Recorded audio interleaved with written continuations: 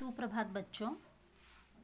पिछले हफ्ते हमने पुष्प की अभिलाषा कविता का अध्ययन किया और उस कविता के लिखित और मौखिक प्रश्नों को लिखा। तो आज हम उसी पाठ में आए हुए व्याकरण भाग को समझेंगे जो पेज नंबर 27 पर है। तो यहाँ पर पेज नंबर 27 पर भाषा और व्याकरण। तो यहाँ पर कविता में आए हुए कुछ शब्द दिए गए हैं, तो हमें उन शब्दों को शुद्ध रूप से लिखना है। तो यहाँ पर जो दिए गए शब्द है वह क्या है? अशुद्ध है। तो हमें उन शब्दों को शुद्ध रूप से लिखना है। तो यहाँ पर देखिए, फर्स्ट वन है सुरबाल। तो इसका शुद्ध रूप क्या होता है कविता में? सुरबाला। तो हम लिखेंगे सुरबाला।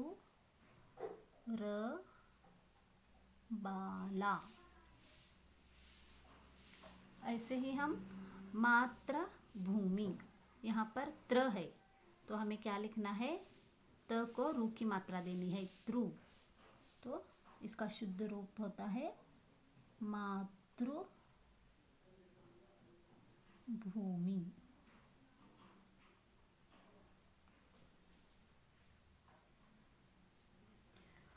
तो यहाँ पर थर्ड वन है प्यारी। तो इसका शुद्ध रूप होता है प्यारी। प व्यंजन को य के साथ क्या है? मिलाना है और हम लिखना है प्यारी। तो यहाँ पर फोर्थ वन है वानमली। तो इसका शुद्ध रूप क्या होता है? वनमाली। वनमाली।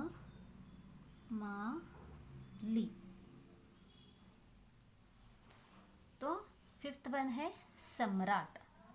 तो इसका शुद्ध रूप भी सम्राट ही होता है, इसमें कोई परिवर्तन मतलब चेंजेस नहीं है।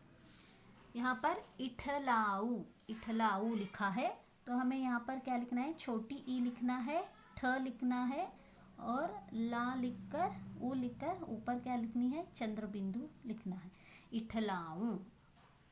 तो सुरबाल, सुरबाला, मातृभूमि, मातृभूमि, प्यारी, प्यारी, वानमली, वनमाली, सम्राट, सम्राट, इठलाऊ, इठलाऊ। तो ये हो गए शुद्ध रूप। अब हम देखेंगे विलोम शब्द, यानी जो अपोजिट वर्ड्स है।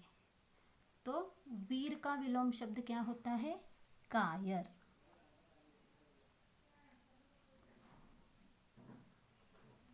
तो ऐसे ही अनेक का विलोम शब्द है एक।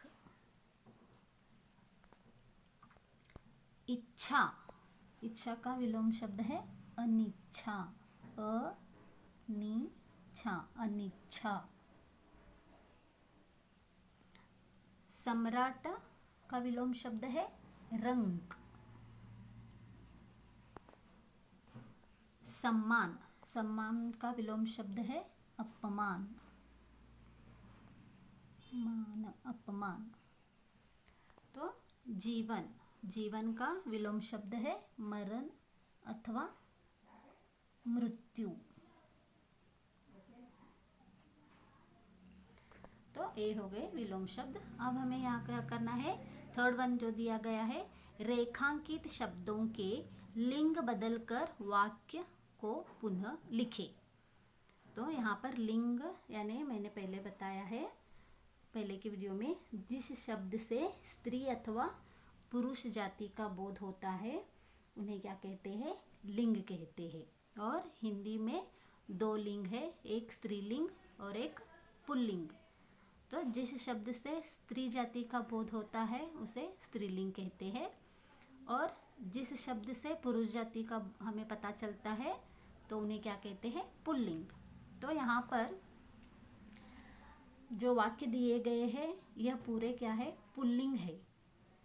तो पुरुष जाति का बोध होता है तो इन्हें हमें क्या करना है? स्त्रीलिंग में परिवर्तन करना है, बदलकर वाक्य को पूरी तरह से क्या करना है, लिखना है।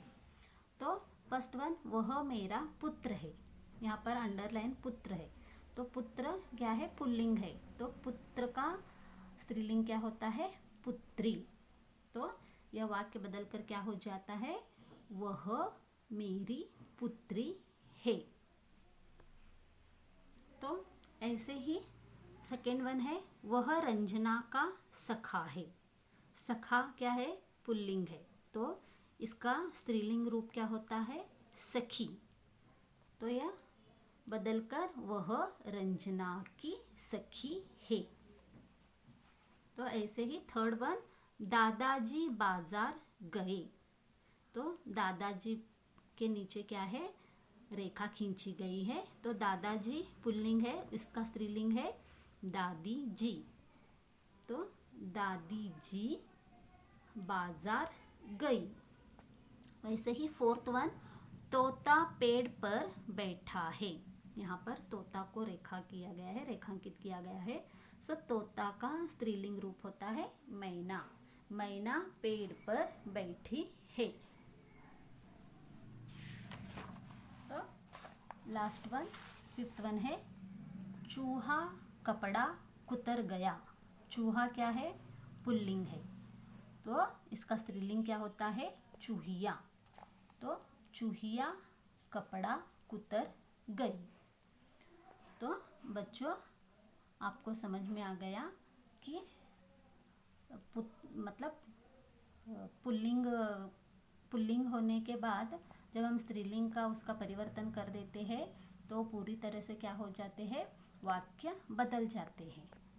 तो इन सभी व्याकरण भाग को आपको क्या करना है, एक बार अपने नोटबुक में लिखना है और इन सभी शुद्ध रूप और विलोम शब्दों को आपको क्या करने हैं, एक बार पढ़ने हैं।